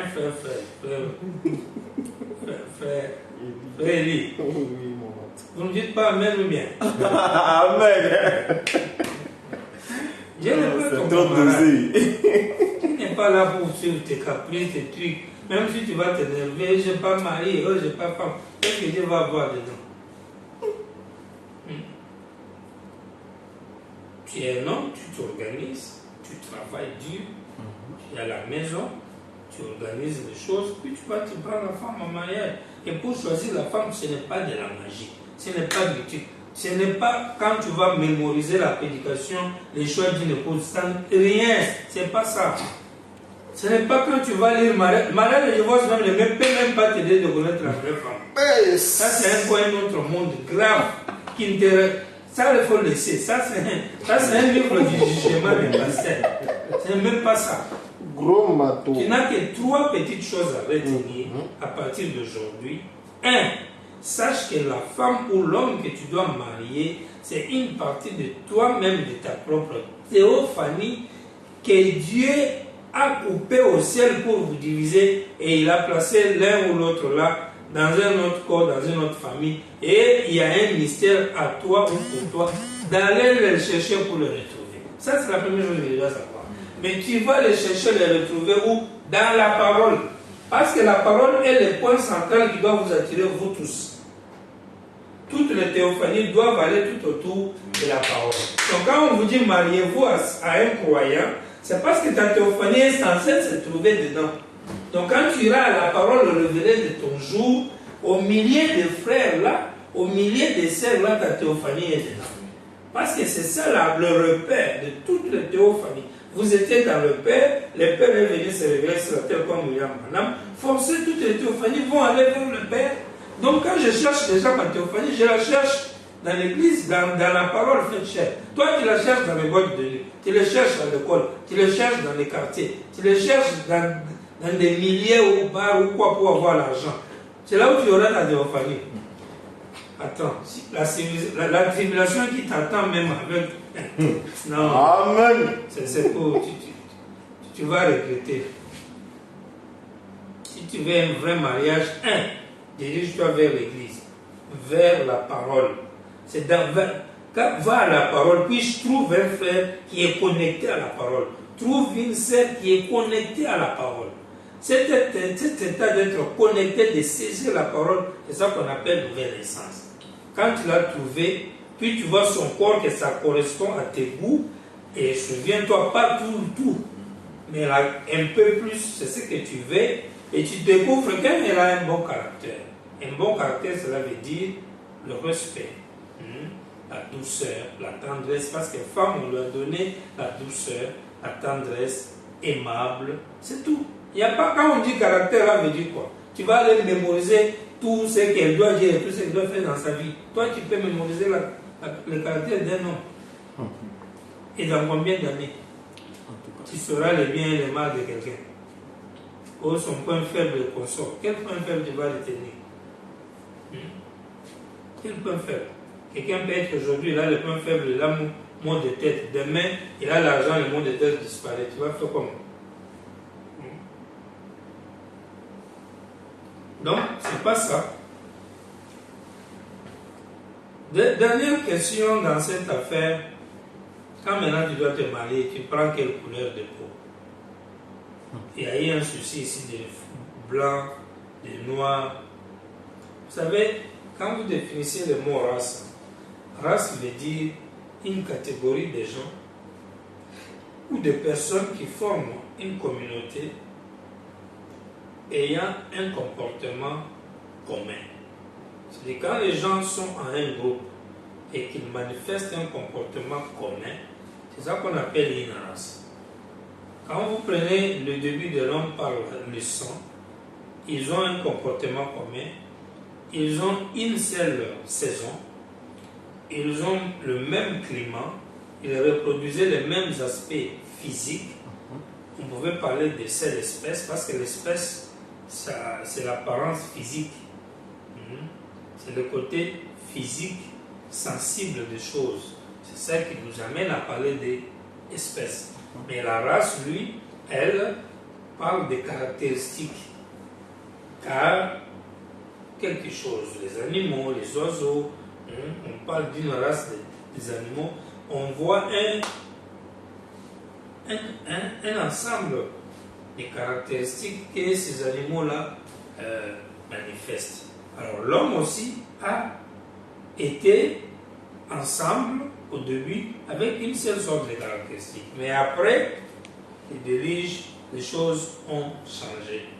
Ça va là, dit dans question-réponse 164, 1954, soit en fin de compte, voici donc ce qu'il en est. Nous provenons tous d'un seul arbre, c'est vrai, et par la chute d'Ève, nous avons toujours été maudits. Mais par la résurrection de Jésus-Christ, nous avons tous été sauvés, voyez-vous. Voilà la chose, il n'y a donc pas de malédiction. Ceux qui sont maudits, ce sont ceux qui ne croient pas. Et ceux qui croient, ils sont bénis. Ainsi, mes amis, il n'est pas question de personnes, ni du noir, ni de l'homme de couleur, ni du blanc, ni du jaune. Si l'homme noir a été maudit du fait d'être noir, c'est qu'en effet, le jaune est alors à moitié maudit. Et alors, l'homme jaune, l'homme brun, lui est à 2 tiers maudit. Voyez. Et alors, l'Africain, lui, est maudit, à environ 85e. Et je suppose alors que l'Indien est vraiment maudit. Oh là là, quelle absurdité! Non, c'est la différence des climats et d'autres situations dans lesquelles nous avons vécu. Ils sont devenus plutôt sombres que sais-je encore. Les Noirs sont maudits, sont des absurdités de fous. 165. Oh, considérez les Indiens d'Amérique, bon nombre de Navajos là-bas. C'est une race de gens plus sombres que nos hommes de couleur éthiopiens. Les Navajos dans ces pays, les Apaches, ils sont un peu d'un teint cuivré et les différentes tribus, voyez-vous. Ainsi, juste là parmi les Indiens, ici même, vous trouvez ceux qui sont noirs, et les Cherokees, et presque aussi pâles que nous, Cherokees. Ici même dans ces pays, il y a différentes tribus. Ainsi, vous voyez, vous ne pouvez pas dire que ceux-ci sont à moitié maudits et que ceux-là sont complètement maudits. Ce n'est pas que l'on soit maudit parce que l'on est noir. Ce n'est pas que l'on soit maudit parce que l'on est jaune ou parce que l'on est blanc. Il n'y a qu'une seule malédiction que je connaisse, c'est l'incrédulité en Jésus-Christ. Dani, je sais bien qu'il est temps pour moi d'arrêter, hein, et j'ai encore des questions. Amen. C'est l'incrédulité qui rend quelqu'un maudit. Ce n'est pas la peau. Pourquoi? C'est ça idée. Maintenant, là, il te dit, j'espère que mes amis des couleurs qui sont ici excuseront cette observation. En fait, elle est absolument fausse. La première fois de ma vie que j'ai rencontré quelqu'un, après ma conversion, j'ai rencontré frère Georges Dac et les autres là-bas. Et je me promenais et le Seigneur m'avait conduit à un petit endroit et on discutait sur l'origine de l'homme de couleur. Et il s'avertuait à démontrer que pour l'homme de couleur,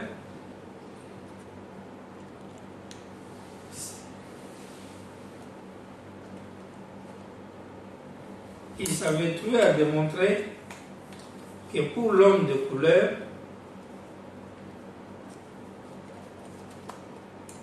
c'était Caïn.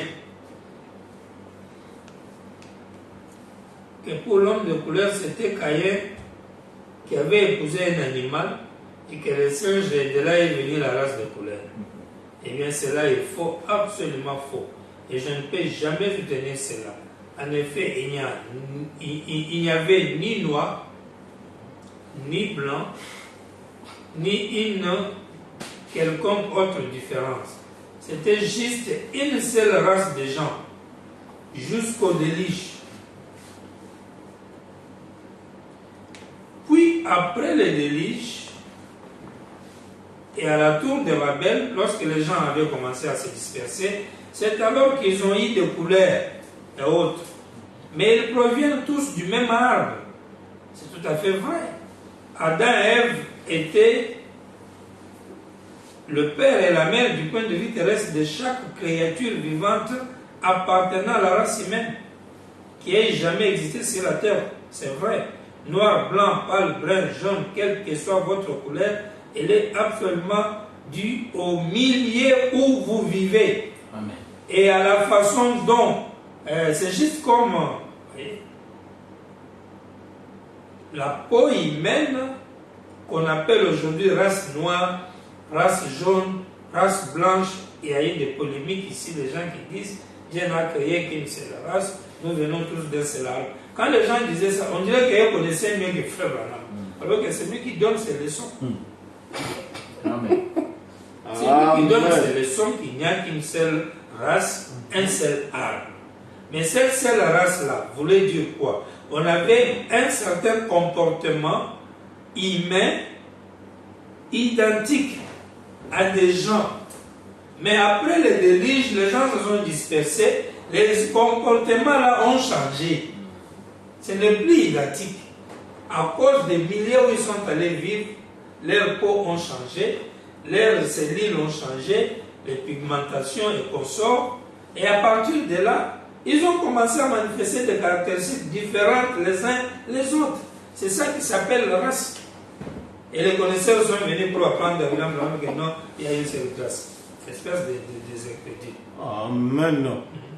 Dans Messieurs, nous voudrions voir Jésus. Oui. 28. Péché le 9 janvier 60. Ce sont les descendants de Cham, de Sem et de Japheth. Il s'agit des Juifs, des gentils et des Samaritains. Ce sont les tribus de la terre qui sont apparues après la destruction du monde antidiluvien. Ce sont les descendants de Cham, Sem, Japheth. Voyez, les enfants de Noé. Nous descendons tous d'eux. Ce sont les endroits où nous vivons qui ont changé la couleur de notre peau. Amen. C'est les endroits que nous vivons. La peau blanche, la peau noire, la peau brune, la peau jaune, quelle que soit la couleur, mais tous, nous formons ensemble une seule race humaine. Amen. On croit qu'il y a une seule race humaine identique. Exemple, on a le même sang, on a les mêmes réactions physiques, on a les mêmes signes des zodiaques, blanc, noir, peu importe. Dans certaines caractéristiques humaines à 100%, nous sommes presque pareils. On prend le sang des noirs, on met chez les blancs, chez les jaunes, vice-versa.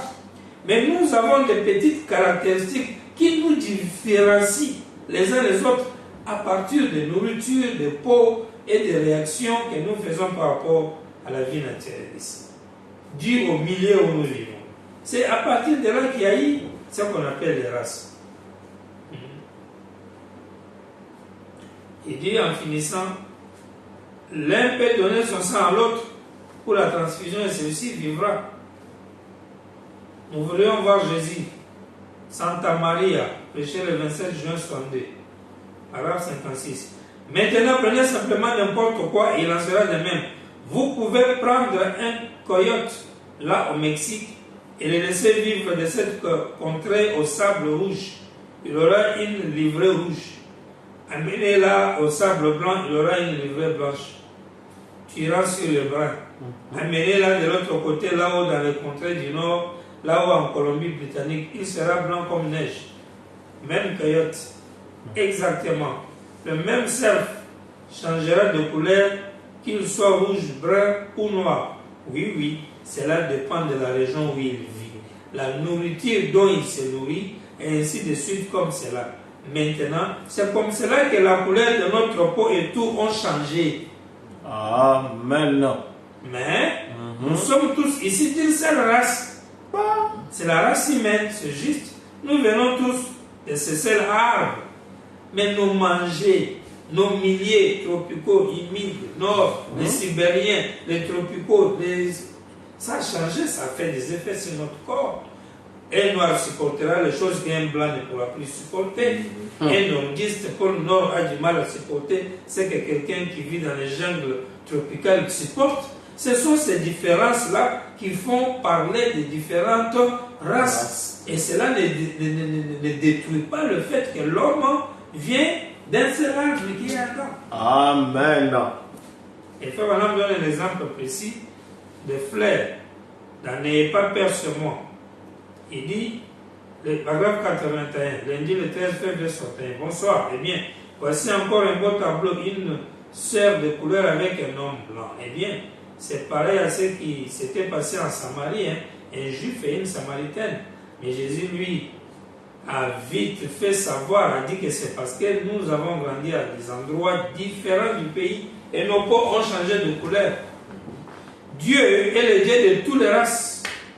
Il est comme un parterre de fleurs. Il a des fleurs blanches, des fleurs rouges, des fleurs bleues. C'est son bouquet, vous voyez. C'est ainsi qu'il nous crée. Mais nous descendons tous d'une seule personne, Adam et Ève. C'est vrai. Le pays dans lequel nous avons vécu a changé nos teints. Cela n'a rien à voir avec nos esprits et nos cœurs. Amen. Par le cœur, par l'esprit, par l'âme, on est ici. Amen. Mais par le teint, par les caractéristiques extérieures, nos réactions extérieures dues au climat et au milieu où nous vivons et les choses que nous mangeons, voilà ce qui a créé ce qu'on appelle trois races. Amen. Bien clair. C'est vrai. Dieu est tout aussi réel pour vous qu'il l'est pour n'importe qui d'autre. Croyez-vous cela? Et croyez-vous que je suis son serviteur? Croyez-vous que ce que je dis, je sais que vous croyez? Les expressions 11, 13 mars 62. Ces petites fleurs, vous pouvez vous poser des questions à leur sujet. Elles sont ici cet après-midi pour accomplir un but. C'est pour cela que Dieu a créé ces fleurs. C'est pour accomplir un but. Ça pourrait continuer sans cesse. Si vous remarquez, ces fleurs n'ont pas toutes la même couleur. Elles diffèrent par leur couleur, montrant que Dieu est un Dieu de variété. Il aime différentes couleurs. En le mettant ensemble, cela donne un bouquet qu'il aime. Dieu est un Dieu de variété. Il a des fleurs blanches, il a des fleurs rouges, des fleurs de toutes couleurs.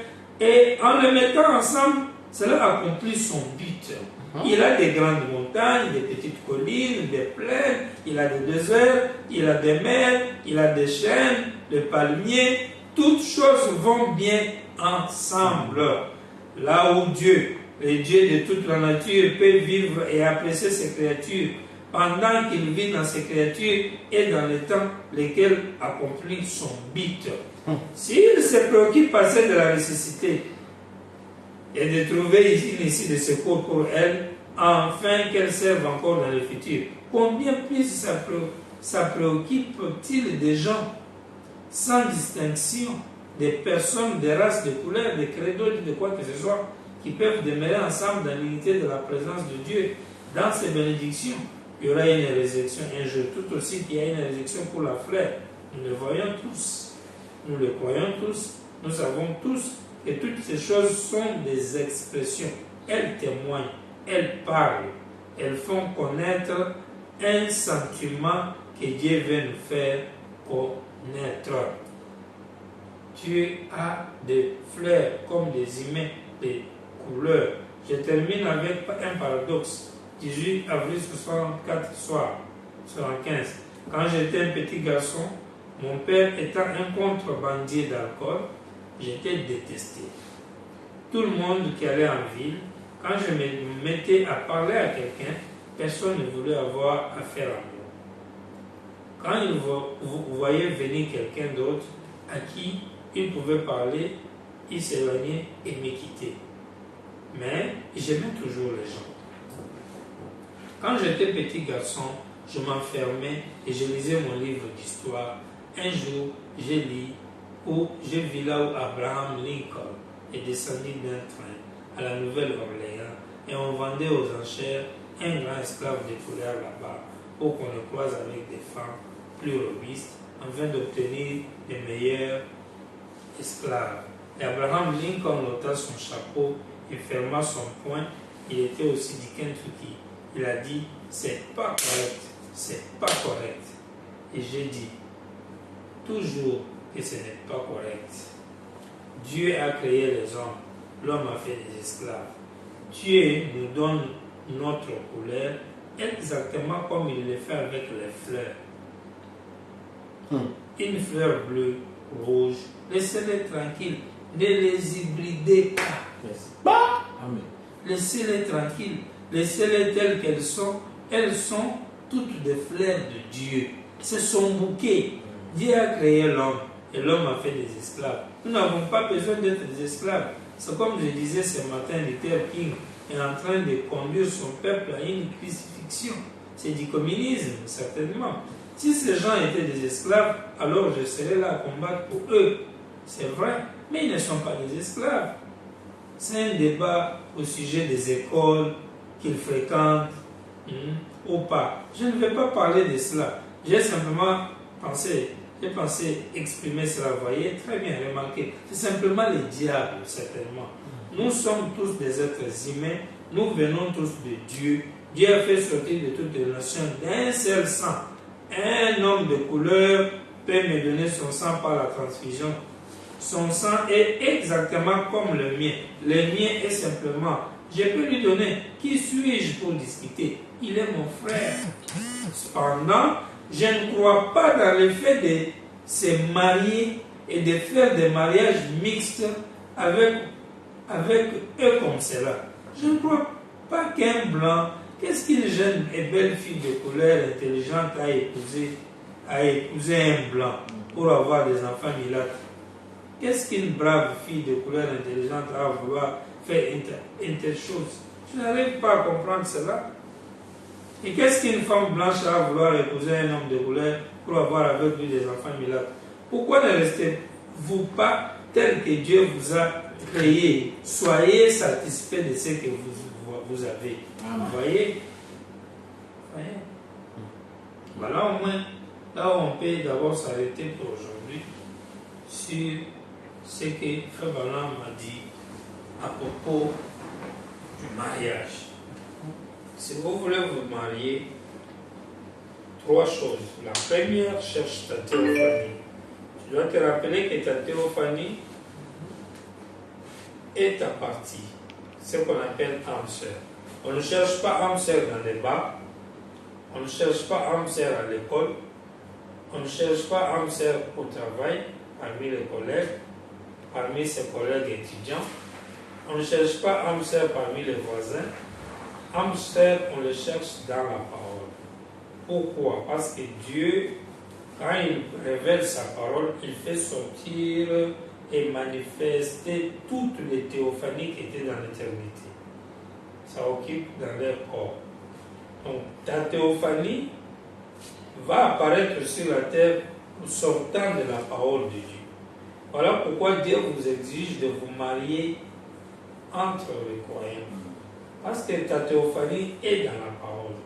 C'est là où tu vas la trouver. Donc quand tu veux te marier, la première pensée, la première chose, sache que c'est par la parole que tu trouveras ton mari. Par conséquent, c'est un frère ou une sœur que tu retrouves complètement imbibé dans la parole de Dieu. Pas dans l'hypocrisie. Pas qu'il prie beaucoup. Pas qu'il parle lentement. Pas qu'il rit beaucoup. Non, non. Quand on parle de quelqu'un qui est imbibé dans la parole, c'est quelqu'un qui a de l'attention, qui s'intéresse à la parole, qui l'écoute avec attention, qui en saisit quelque chose. Vous pouvez lui faire un test et vous sentez que le retour est positif. Il saisit. Il connaît pourquoi il aime Dieu. Il sait que rien ne peut le lui ravir. Il sait qu'il faut obéir cette parole de lui. Il sait qu'il faut marcher avec. Quand tu es devant une personne qui manifeste cet état d'âme, c'est déjà une bonne chose. C'est déjà un bon signe. Parce que tu n'as pas d'autre magie à connaître qu'il y a les Saint-Esprit qui n'en a pas. Le Saint-Esprit, on le reconnaît dans un homme que par l'état, à quel point il peut croire, dire amen à la parole. Si quelqu'un a un mauvais langage envers la parole, c'est pas bon. Si quelqu'un est tutu avec la parole, il dit peu importe ce que la parole dit, il s'en fout. N'y allez pas. C'est pas bon. Et si quelqu'un pense que la parole est chef, ce qu'elle dit c'est ça. Ça c'est un bon partenaire. Femme comme mari. À partir de là, tu as la chance de trouver ta théophanie ou ton âme sœur. Ton âme sœur doit être, quand on dit âme sœur, cela veut dire une partie de toi. Et ta partie de toi, tu la trouves dans la parole. Voilà pourquoi on vous dit, mariez-vous à celui qui croit comme vous. Parce que c'est là où vous trouverez votre âme sœur. Et de deux, cette âme sœur doit se matérialiser dans un corps physique. Et tu dois avoir un goût par rapport à un corps. Tu as une idée de certaines femmes que toi tu veux. Ce n'est pas un péché d'avoir cette idée-là. Donc, tu vas maintenant chercher la femme en fonction de cette idée-là et l'homme aussi en fonction de cette idée-là. Mais William Branham dit que tu n'auras pas tout. Tu peux avoir quelques éléments. Si tu retrouves quelques éléments que tu as enviés chez une femme, dans un homme ou dans une femme, prenez-la. Si tu trouves maintenant que dans son comportement produit par la parole, elle est douce, elle est féminine, elle a le respect, elle veut être une mère, elle peut être bien pour garder les enfants, c'est tout. Ne cherchez pas autre magie. Ta femme ne doit pas avoir les faits qui sortent dans les yeux, ou bien il y a une nuée qui va la couvrir. Non, ce n'est pas ça. Ce n'est pas ça. C'est plus simple. Cherche juste une personne qui, quand vous vous échangez, ça répond bien. Vous sentez que le courant passe. Il n'y a pas trop de disputes. Il y a la compréhension. Ça s'arrête là. Il aime la parole, elle aime la parole, vous êtes dans la parole, le corps physique qu'il a te plaît à de certains points, vice-versa, vous vous attendez bien par rapport au goût à certains échanges, ça s'arrête là. Trop de prières, trop de conseils, je vais demander à l'autre comment tu vois l'autre, et qui peut t'aider à connaître bien sa femme de l'autre, tu dois te marier. Et s'il ne pas Jésus, il te dit non. Et te donne des fausses infos, tu fais comment? Ce n'est pas les parents qui choisissent, ce n'est pas le pasteur qui choisit. Le parent et le pasteur orientent leurs enfants pour leur donner des connaissances afin qu'ils arrivent à bien faire leur choix. Mais personne d'autre ne doit le faire. Quant à ce qui concerne la foi, marie quelqu'un qui croit comme toi à doctrine. Baptême, lié d'adoration, le nom de Dieu que vous invoquez, ça doit être pareil. Sinon, vous aurez dans la maison l'enfant pris au nom de Jésus, l'autre pris au nom de William Branham, l'autre pris au nom de Joseph. Vous voyez qu'il y a un problème. Ça ne peut pas aller.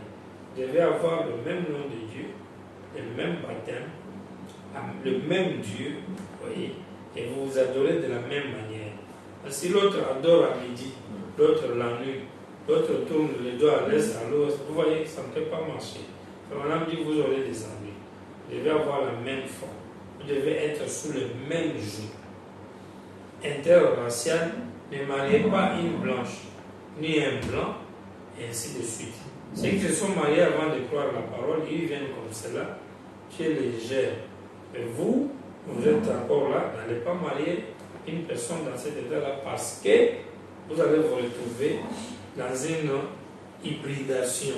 Vous êtes les fleurs de Dieu, vous venez d'une même race, le même sang d'Adam, mais à partir du changement climatique, intervenu après les déluges, les peaux ont changé, la seule race s'est retrouvée maintenant en trois, avec trois groupes de caractéristiques humaines différentes sur le plan sensible extérieur, alors qu'à l'intérieur, le sang reste idem, l'esprit idem, les âmes théophaniques idem.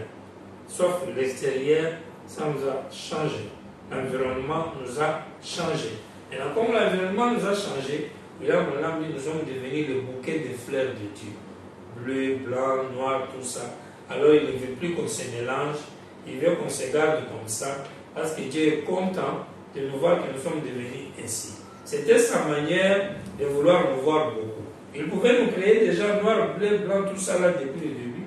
Et lui, il a préféré créer une seule, puis d'une seule, après le climat, ça va dégénérer et ça changera d'autres trucs de race.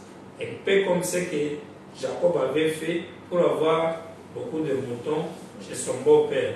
Il a mis des trucs dans l'eau et ça mettait au monde certains animaux avec certaines taches. Et ça créait carrément une race différente d'une autre, alors que ça venait de la même chose. Vous voyez, ce sont ces choses-là, ça marche comme ça. Voilà le direct pour aujourd'hui. C'était pour dire bonne arrivée à Lomé, notre vieille ville du travail. Je suis là avec le chef de poste. J'aimerais montrer un peu le chef de poste. Il est là. Nous avons le chef de poste ici.